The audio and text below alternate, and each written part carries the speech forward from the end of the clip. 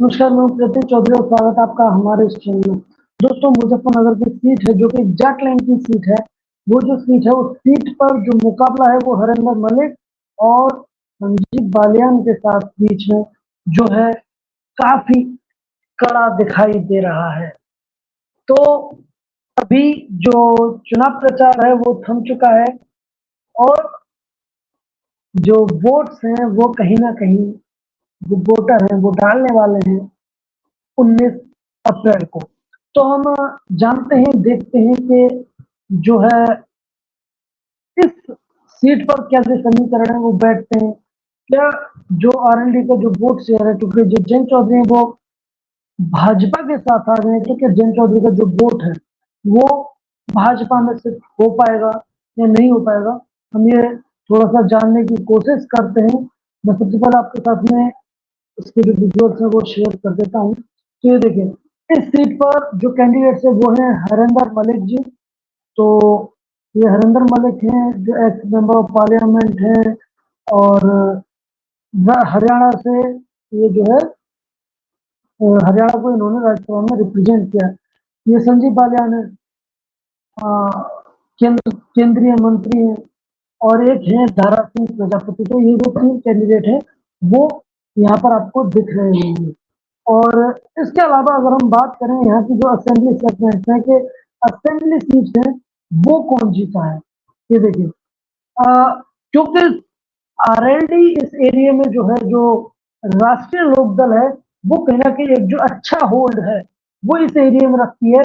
और सपा और आरएलडी दोनों का जो गठबंधन था वो 2022 के जो चुनाव थे विधानसभा के उत्तर प्रदेश के, उसमें उन दोनों का गठबंधन था। तो सपा और जो बसपा है, तो जो आरएलडी है वो कहीं ना कहीं एक साथ जो चुनाव है वो उन दोनों ने लड़ा, तो जिसकी वजह से 2 सीट आरएलडी जीतती है, 2 सीट सपा जीतती है और एक सीट है वो जो मुजफ्फरनगर की सीट है वो बीजेपी जीतती है। तो कहीं ना कहीं अगर हम बात करें इन 5 विधानसभा क्षेत्रों में से एक जो सीट है वो भारतीय जनता पार्टी जीतने में कामयाब रहती है। और ये देखिए, 1991 से लेके ये जो सीट है और 98 तक जो है ये सीट भारतीय जनता पार्टी के पास ही रहती है। उसके बाद में 1999 में कांग्रेस के पास रहती है। मुनव्वर हसन फिर 2004 में जीते समाजवादी पार्टी से, कादिर राणा बहुजन समाज पार्टी से जीतते हैं बसपा से, और फिर 14 के बाद में अभी तक लगातार जो सीट है, क्योंकि कहीं ना कहीं अगर हम देखें तो ये जो सीट है वो किसी भी एक व्यक्ति के पास नहीं रही है लंबे टाइम तक, ना ही किसी एक पार्टी के पास ये जो सीट है वो रही है। तो ये 3 कैंडिडेट है। अब हम चलते हैं सीधे 2014 पे। तो 2014 के जो इलेक्शन रिजल्ट हैं, तो सबसे पहले हम उन्हें जानते हैं।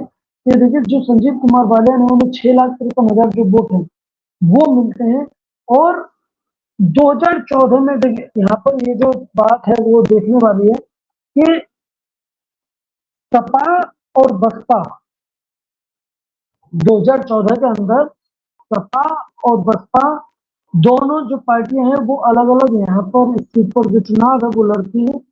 तो उसकी वजह से अगर आपको देखने को मिलेगा कि इन दोनों का, और ऊपर से जो मोदी लहर है वो तो थी।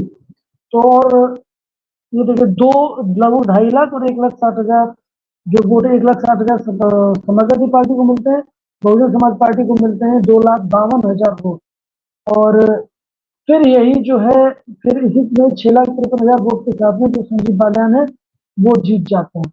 अब मैं आपको बताता हूँ कि जो 2019 है, ये जो इलेक्शन रिजल्ट है ये बहुत ज्यादा जरूरी नहीं जानना, क्योंकि ये वो चुनाव था जिसमें कि आरएलडी का एक अच्छा होल्ड मुजफ्फरनगर पर रहता है। आरएलडी, सपा और बसपा, इन तीनों पार्टियों का जो गठजोड़ था वो बना था, जिसकी वजह से भारतीय जनता पार्टी भी जो है मात्र 63 जो सीट है वो उत्तर प्रदेश के अंदर जीत पाई थी। तो मैं आपको बताता हूँ कि ये देखिए, इसमें जो चौधरी अजीत सिंह हैं उन्हें 5,67,000 जो वोट हैं वो मिलते हैं, और इसमें जो स्विंग वोट है वो भी रहता है कि क्योंकि कहीं ना कहीं वो जो गठजोड़ था वो बहुत तगड़ा था, लोगों के दिमाग में ऐसा था कि ये जो गठजोड़ है सपा बसपा और राष्ट्रीय लोकदल का, ये कहीं ना कहीं सक्सेसफुल रहेगा। तो उससे जो, और ऊपर से मुजफ्फरनगर के अंदर अगर चौधरी चरण सिंह चुनाव लड़ रहे हैं तो लोग सम्मान में ही जो वोट है वो डाल देता है। हालांकि चौधरी चरण सिंह अब हमारे बीच में, चौधरी अजीत सिंह हमारे बीच में नहीं है, माफ कीजिएगा। तो ये जो लगभग 6,000 वोटों के, 5-6,000 वोटों के अंतर से ये जो सीट है वो संजीव बालियान जीत पाते हैं, वो भी इतने बड़े गठजोड़ के बावजूद। अब हम आते हैं वापस से जो हमारे कैंडिडेट है। ये देखिए हरिंदर वाले के ये पहले आर्यन सिंह थे, और ये देखिए यहाँ पर जो कांग्रेस का जो वोट शेयर है वो इतना नहीं है। यहाँ पर 2014 में मात्र 12,000 जो वोट है वो मिले, तो कांग्रेस का तो उतना है नहीं। लेकिन अगर हम बात करें तो अब सपा और बसपा है, ये दोनों अलग लड़ रही है, कहीं ना कहीं इनका जो वोट है वो बटेगा। और वहीं पर अगर हम देखें जो हरिंदर मलिक है वो लगातार जो ट्रैक्टरों पर अपना जो प्रचार है वो कर रहे हैं, तो वो हमें गाड़ी में बैठे हुए कम नजर दिखाई दी। अब देखना ये होगा कि इसमें जो भाजपा है या फिर संजीव बालियान है वो हरिंदर मलिक को पटकनी दे पाते हैं या नहीं दे पाते हैं। इसमें एक इंटरेस्टिंग चीज ये है कि जो प्रजापति समाज का जो वोट है वो इस सीट पर एक जो काफी महत्वपूर्ण दिखाई देता है।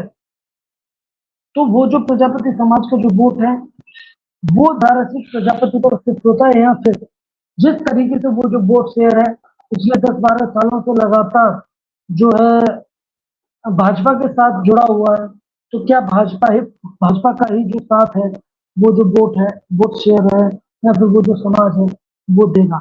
हालांकि मुकाबला कड़ा है, कड़ी टक्कर है हरिंदर मलिक और संजीव बालियान के बीच में, क्योंकि दोनों ही जो कैंडिडेट हैं वो जाट हैं, और चुनाव भी कहाँ लड़ रहे हैं, जाट लैंड में। तो अभी देखना होगा कि क्या जो फर्क है वो पड़ता है या नहीं पड़ता है, और जो संजीव बालियान है वो ये सीट निकालने में कामयाब हो पाते हैं या नहीं। हमारे साथ जुड़े आपका बहुत बहुत धन्यवाद।